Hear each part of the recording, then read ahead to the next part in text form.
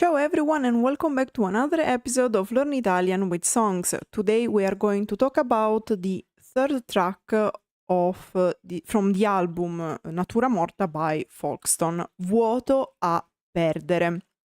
Now, let me check everything is working properly. Yes, it is, so we can start.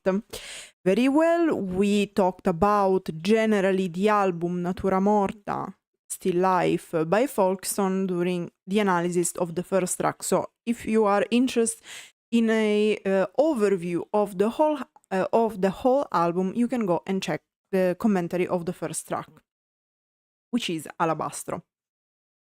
But today we're going to talk about the third one, because last time we talked about the second one, Appennino, so today we're going to talk about Vuoto a Perdere.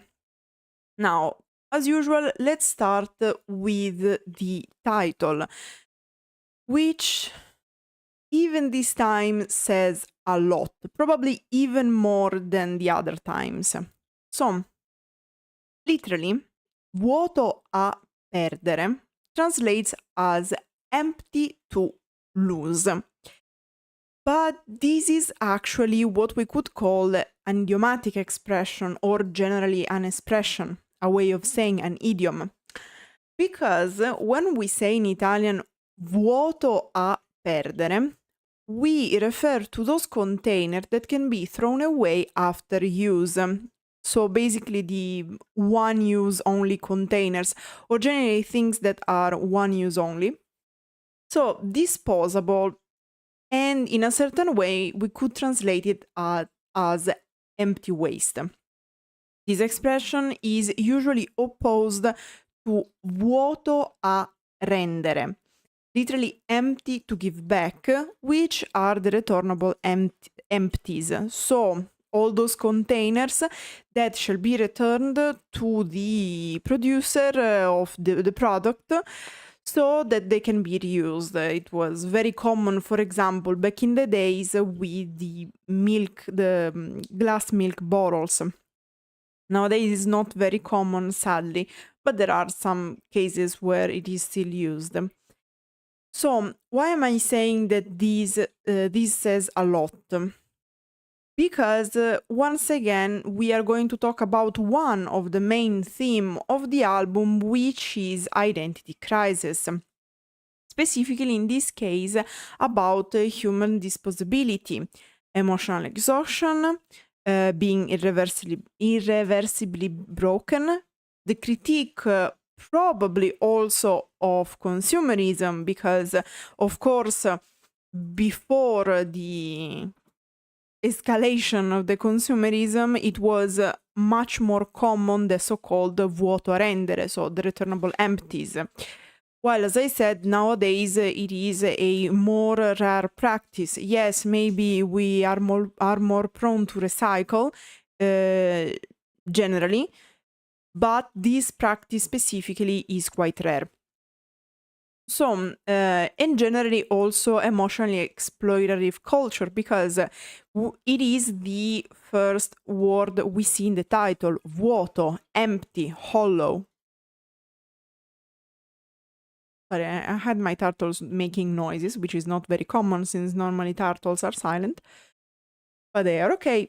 So, and another little trivia, this is not the only Italian song that has as a title Vuoto a Perdere. In fact, we also have, like, this same title was used by Noemi in one of her most famous songs. I'm talking about a song that is like from 14 years ago, so a life ago.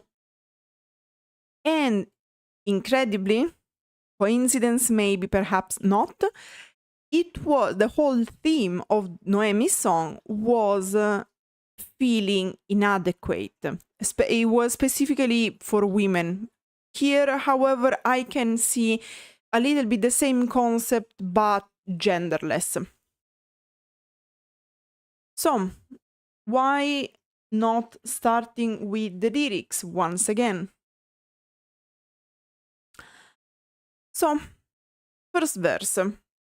Sincero con me stesso, forse No. Honest with myself? Maybe not. Ho provato tante volte ad esserlo. I've tried many times to be it, as in to do it. A raccontarsi l'ennesima bugia, to tell myself the umpteen lie. Fumo in faccia, un sorriso, la malinconia, smoke in the face, a smile, melancholy.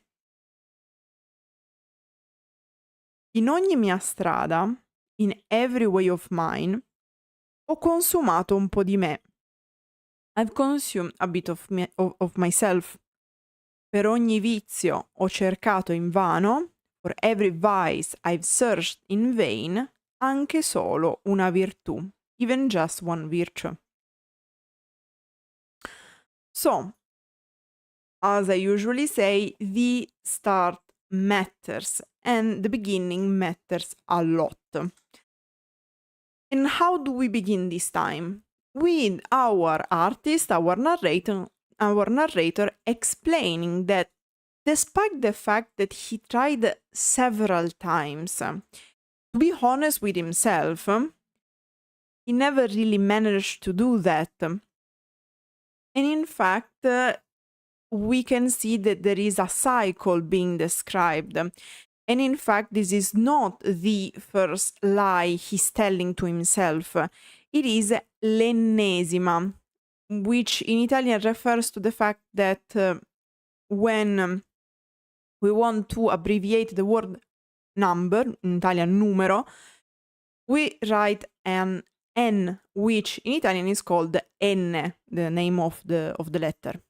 So when we want to express the fact that something happened several times, or generally that we want to convey a very high number, or generally a number we are not remembering, because I don't know, generally it is to express that something happened, occurs so many times that we don't remember how many. And so we say ennesima, because it is the idea of just having the N, okay, as in the number. Fumo in faccia, smoke in the face, which, in my humble opinion, conveys the idea of having a clouded vision, because of course if you have smoke in your face, you can't see properly. A smile, yes, but a melancholic smile. So we start to see that there is a lot of many of oppositions, a lot of contrast in this song, because first thing first we read is sincero, sincere, honest, but actually not. He tried, but he didn't succeed. And again, a smile, but a melancholic smile. So we have something positive, but actually not really. And then we have, in ogni mia strada ho consumato un po' di me. In every way of mine, so every way, every path I took, I consumed a bit of myself. Not that I spent it, I gave some of, no, I consumed, okay? Which of course has a negative connotation. So it is basically giving the idea that I wasted parts of me, because if something is consumed, it is ruined, it is something that we cannot get back. So it is like saying, every time I tried to do something, like I took a path, I lost a piece of myself. But usually the point here is that normally taking a path should be something enriching you, and instead here we have a narrator telling us, no, actually it consumed it took from me without giving me anything. And then another one, per ogni vizio ho cercato invano, for every vice I've searched in vain, So without success, anche solo una virtù, even just one virtue. So for every bad habit, every bad thing I did, I had, and probably I'm still having, I look for something positive, positive, a virtue, but I didn't find it because he says invano, in vain, without succeeding. And then we have the chorus. Perdona, padre, quel che ho fatto sono io. Forgive, implied me, father, what I've done is me. Un vuoto a perdere. As I said, literally a void to lose, but in this case, throwaway things, a liability. E l'orizzonte si ferma sognando. And the horizon stops dreaming. Solo il possibile. Only the possible.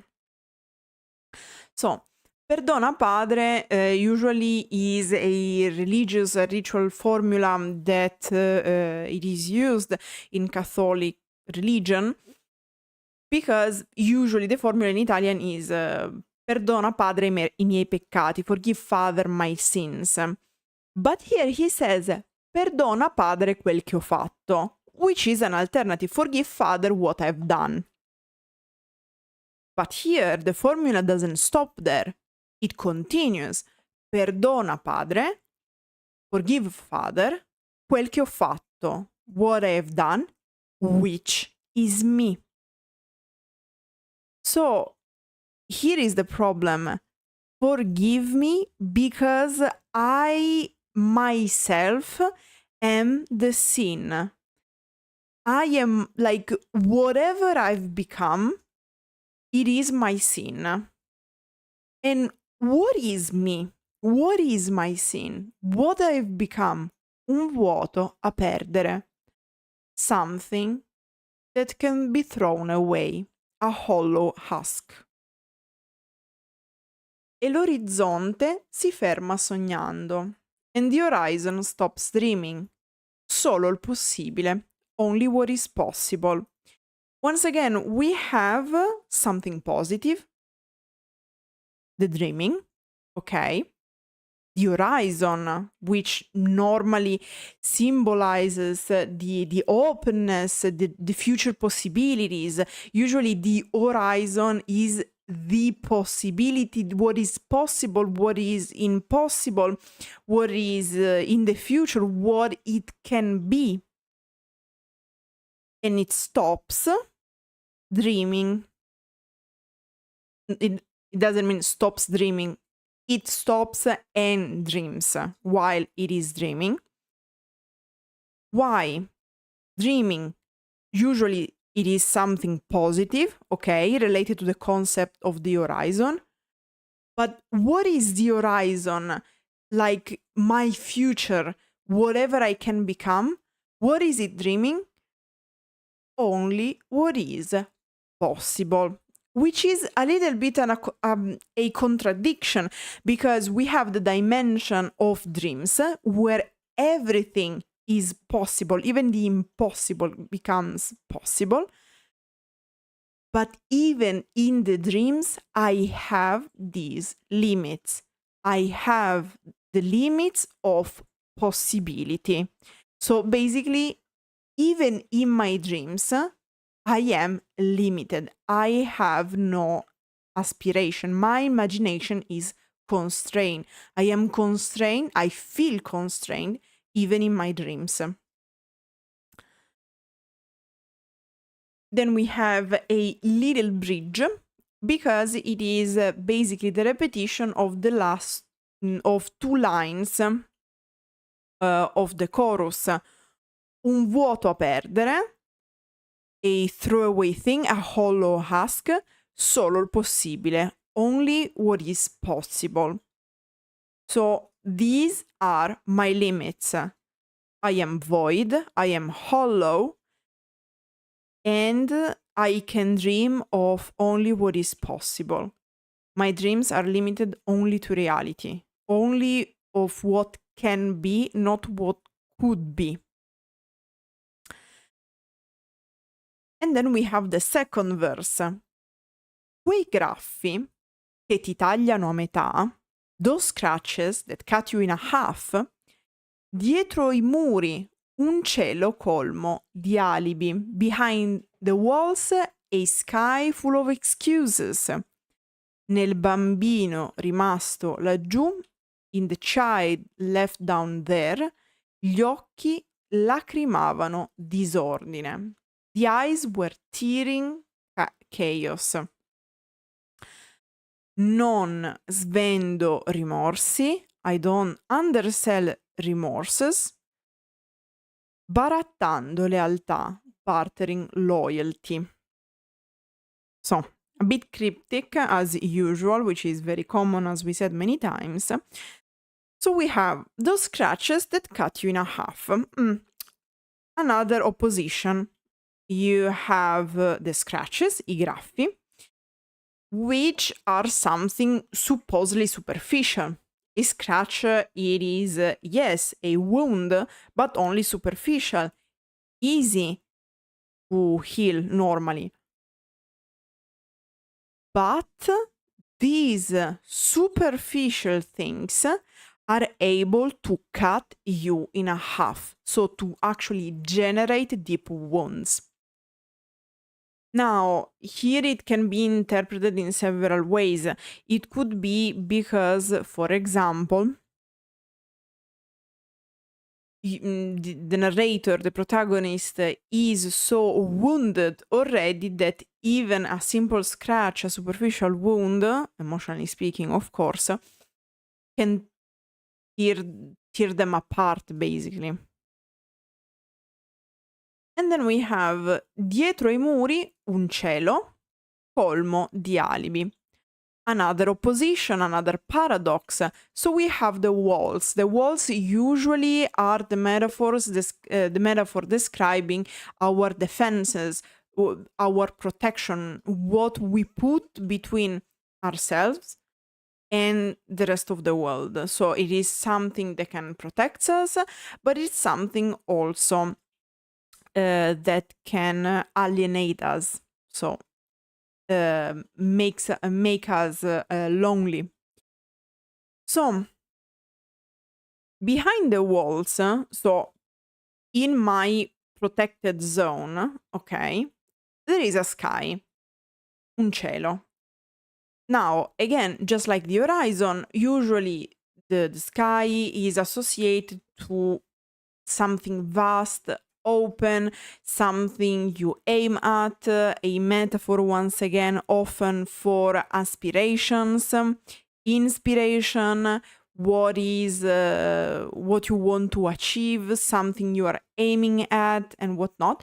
But in this sky, where usually we have clouds and dreams, there are alibis, as I explained several times. In Italian, alibi can mean alibi, but can also mean excuses.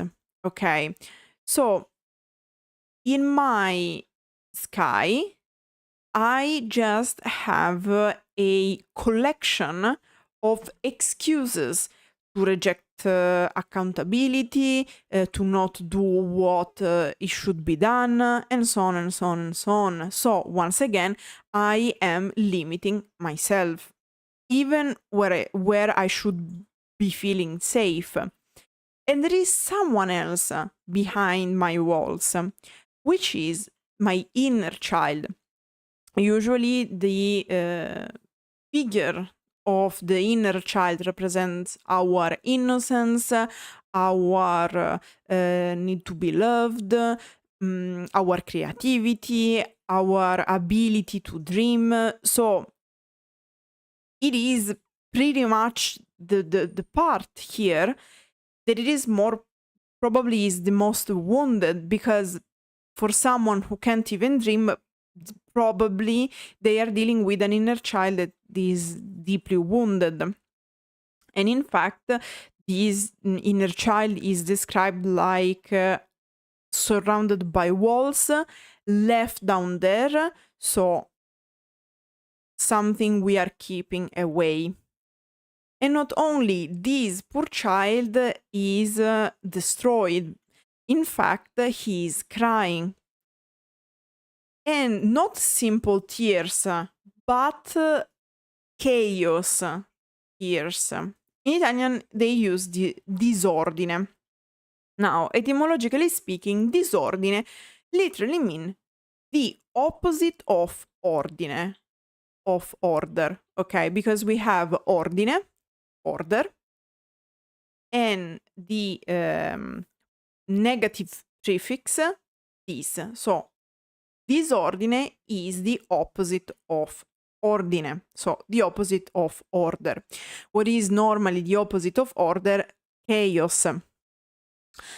But it can also mean, for example, a mess, and the description fits the narrative. This protagonist is pretty much a mess.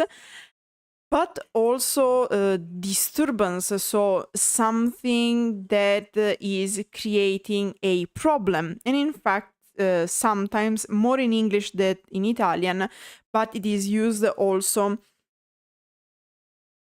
with the nuance of disorder, as in illness. Often refer also to mental illnesses, also physical ones, but can be both. So there is a illness affecting this inner child. However, and here probably there are the two most beautiful lines of the song.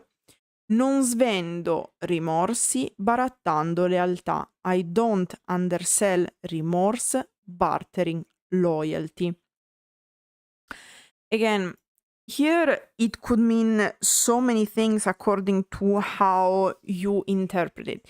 My personal interpretation could be, the meaning could be, in my humble subjective opinion, that our protagonist is saying, despite feeling so broken, so hollow, I'm not going to pledge loyalty to those who are more convenient to me and who can take away the remorse, because the remorse is feeling bad about something you did.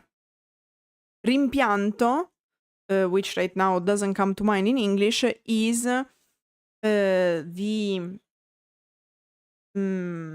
regret. It is regret in English. It is when you feel bad about something that you did not do. But in this case, it is remorse. So something that our protagonist did. Probably a reference to what he was saying in the first verse when he said that he took many paths and they were all the wrong ones. So there are people who could take away my remorse. Who are those people? Well, they can be whoever. Nowadays, we have many personas, many organizations promising you to be forgiven so that they are going to take away all of your sins, everything that makes you feel bad and whatnot. Here, of course, mainly for what is written in the chorus, I think that they are hinting at the Catholic Church, because we Italians have some beef with the Catholic Church, to be honest. Still dealing with it after thousands of years. So probably here they are saying, I am not going to give my loyalty away just to get rid of my remorse, which also they say svendere, so undersell, which gives me the idea of something that it is precious. So even if it is something that makes me feel bad about what I've done, probably I still want to keep it with me because I can learn from that pain, and just bartering my loyalty to give it away, to give this remorse away. I don't know, to be honest. Also, it could also mean that this remorse is not worth giving away someone's loyalty. So probably, probably you should learn how to deal with it yourself.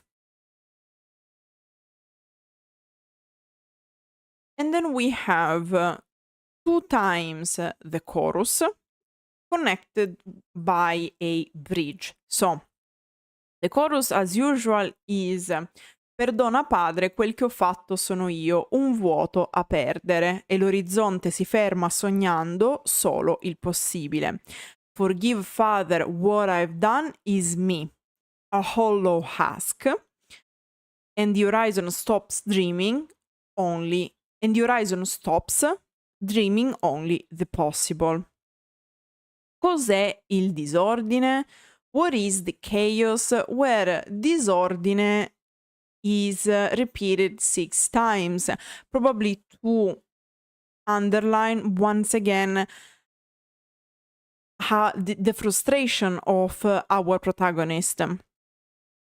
Now, what is chaos? What is the disordine? So again, with taking into considerations all the nuances that I mentioned before. So, good question. They mention many problems in the album.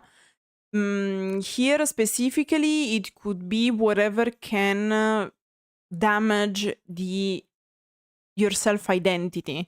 So anything that can break and damage the idea you have of yourself, I would say. But again, this is pretty much the question, not something I can answer, not something they can answer. The answer changes according to the listener, because what is the chaos for you? And then once again we have the chorus, perdona padre, quel che ho fatto sono io, un vuoto a perdere, e l'orizzonte si ferma, sognando, solo il possibile. Forgive father, what I've done is me, a hollow husk, and the horizon stops, dreaming, only the possible. And then we end with an outro. Dietro le quinte di quel vuoto a perdere, behind the scenes of that empty waste of the hollow husk, c'è quel bambino che, there is that child who, sotto le tante maschere indossate, under the many masks worn, ha conservato un po' di sé, has kept a bit of himself, has treasured a bit, a portion of himself. Now, we have a theatrical metaphor, because dietro le quinte in Italian, the fifths, literally, are the scenes of the theater, okay? So it is literally behind the scenes of that vuoto a perdere. So we said that this vuoto a perdere is our protagonist. This hollow husk, this empty waste is our protagonist. And who is behind the scenes? Who is behind the walls? There is the inner child. What did the child do? Which is also, as I was saying, the symbol of your innocence, of your emotional authenticity, of your the core of your identity. This inner child wore many masks, and despite doing that, however, he managed to preserve little portions, little bits of himself, so of his identity. Now, It is quite of a reference, in my humble opinion, to Pirandello. Pirandello is one of the most famous writers, Italian writers. Personally, I really love his theory concerning the masks, and that's why I see it here. But it also makes sense because the whole point of his psychology he's not a psychologist, he's a writer, and he also wrote basing himself on certain psychological theories. But basically, he had this conviction that reality, life, is a performative existence built to endure and not to express. So here is not a mask to express yourself, okay? Because we can think about the theater as, oh, it is something positive, somewhere where I can express myself, which is true. But remember, here is about oppositions. So something that generally is positive, actually, if we look behind the scenes, hides something negative. And in this case, the mask is about being fake. But why? Because according to Pirandello, humans wear masks according to the necessity. So according to the social context or whatever we humans have to do, we wear different masks to protect ourselves, to give a meaning to chaos, il disordine. But in the end, it doesn't work because Pirandello reaches the conclusion that we use these masks to give and to see order in the random chaos that life is. But the truth is that only the fool, il folle, can truly live happily, being authentic, and escaping the mask system. So, pretty much, probably here the Folkstone don't reach the same conclusion because there is no explanation. They just say that despite all this faking, the inner child managed to preserve a little bit of that identity that he was supposed to represent. But again, is this a good ending? Pretty much no. It is more like an open ending. Because the idea is that for now, despite everything, the child kept a bit of his core, a bit of a portion of his identity. But it is not said that he will keep this identity forever. So, again, it could be that he's, according to Pirandello, our protagonist will become the fool, embrace authenticity, and heal. But right now, in the song, our protagonist feels hollow, incomplete, with fragmented identity, and yeah, pretty much hollow, which is a little bit the key word of the song. Solo cose belle in questo album. Anyway, so this was pretty much what I had to say about the third track of the album Natura Morta by Folkstone, Vuoto a Perdere, following Appennino and preceding Lacrime di Marmo, Marble Tears, which, fun fact, not marble, but the tears were low-key mentioned already in Vuoto a Perdere. So there might be a connection on this side. That said, I hope you enjoy this analysis. Let me know in the comments if there are specific songs you'd like me to analyze. Of course, my list is always open, and even more important, let me know what you think about this song and generally if you want about its position in its insertion in its context in the whole album Natura Morta by Folkstone. That said, thank you everyone for watching. Grazie everyone for watching and arrivederci.